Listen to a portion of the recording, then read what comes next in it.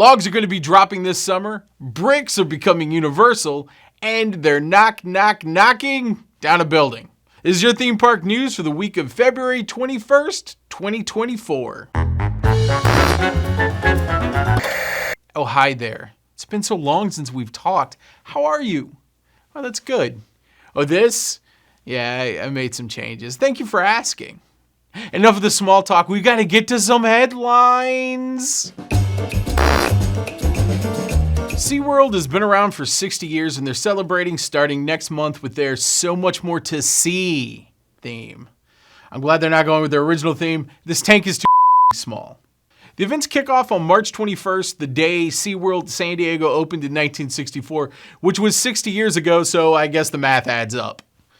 The anniversary will include a new parade, exclusive merchandise, new food and beverages, and the new Penguin Trek coaster that will be opening sometime in the spring. In honor of this momentous occasion, I present the top 5 rejected SeaWorld celebration events.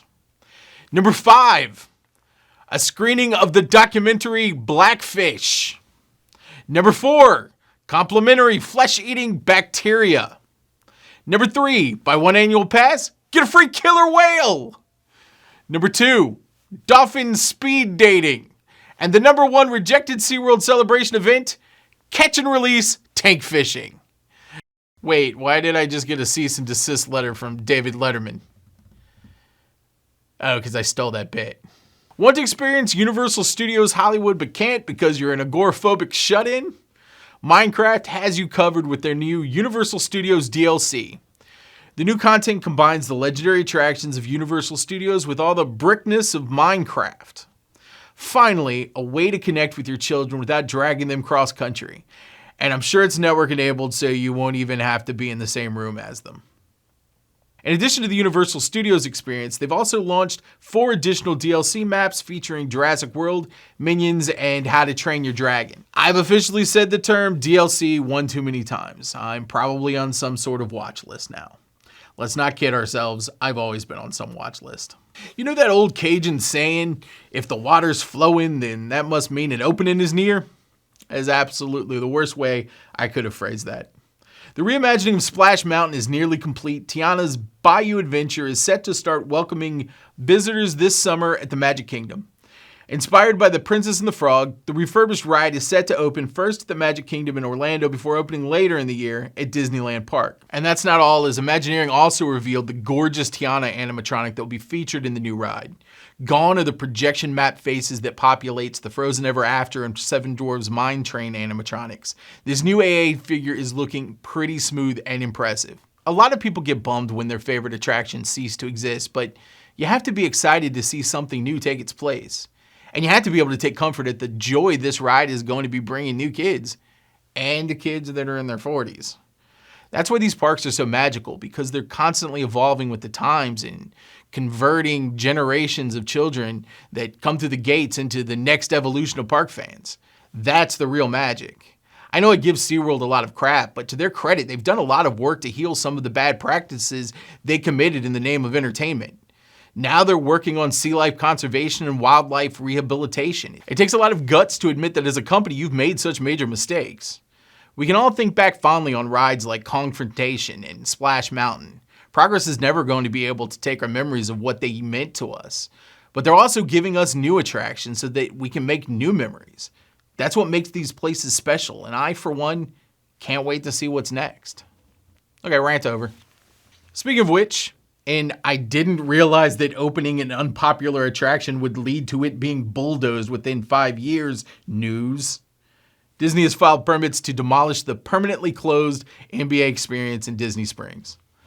The site of the former Disney Quest, you have to imagine that the space is getting a little tired of having its buildings demolished. Opening in August of 2019 to tepid response, Disney was forced to close it several months later during the pandemic. Or what a Disney insider referred to as Operation Blame It on COVID. I don't know why they're going to go through the expense of demolishing the place when there's such an obvious and easy fix. Slap a giant W in front of all the NBA signage and reopen as the WNBA experience. There's no way that wouldn't be a huge hit, right? Hey, don't blame me for you guys being raging sexists. The Wine and Dine Half Marathon will be taking place in Walt Disney World October 31st through November 4th. This year's event includes the half marathon hosted by Chef Remy and Linguini, a 10K featuring Tiana, and a 5K hosted by none other than the culinary disaster that is the Swedish Chef. Well played, Disney. Having a Muppet-themed race might just be enough to get me to run. Except it's not, because I die. Look at me. All races featured themed medals and other stuff. Probably some of that ecstasy of winning. Definitely some of that agony of defeat. Registration for the Wine and Dine Half Marathon Weekend opens on March 12th. You guys want to see if any of those park vloggers are up to anything cool? Well, too bad, because we're checking on them anyway, in a segment called Blogger Vibe.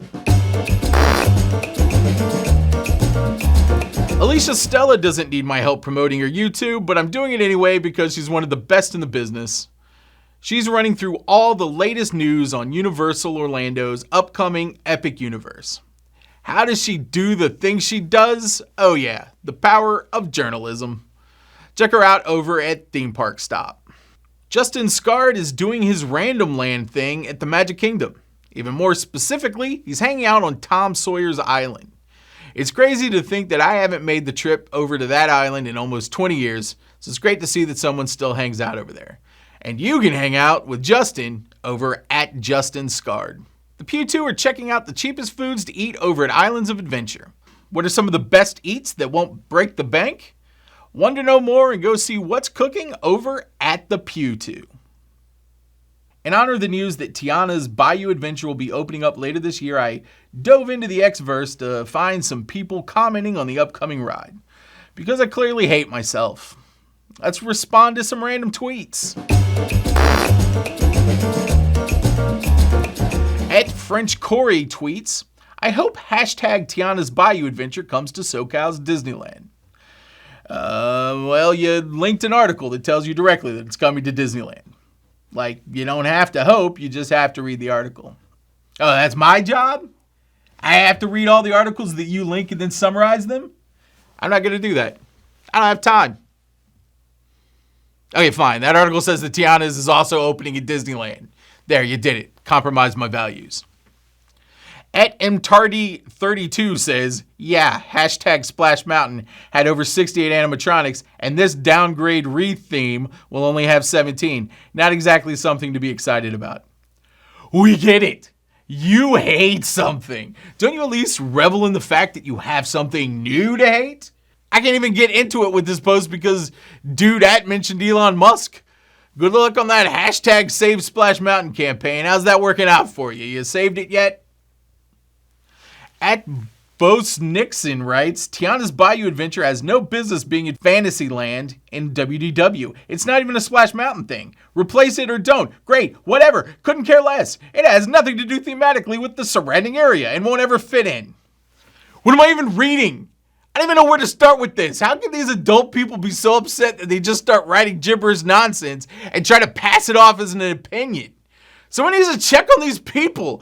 And before any of you try to elect me, I'm saying not it. At Shamoy Dan, I guess, drops this amazing thought. Ruin Star Wars. Ruin Raiders. Ruin Marvel. Ruin Splash Mountain. Ruin my desire to ever read anyone's opinion ever again. I knew this was a mistake, and I did it anyway. I always do it. That's what you need to know about me. I had to find a way to make it to the end of the show without feeling horrible. You could always cheer me up by following me and commenting on all the dumb stuff I do. But don't do it if you're going to be negative and horrible. Or do. Whatever. Engagement is engagement. I'll be back next week with a renewed faith in humanity and fandom. Until then, stay off Twitter. Just stay off Twitter. Just stop it. Don't go to X. Don't go to Twitter. Just stay off of them. I won't do it. I'll still be on Twitter. I'm going to go get on Twitter right now. This is me not getting on Twitter. Look at me. I'm on Twitter.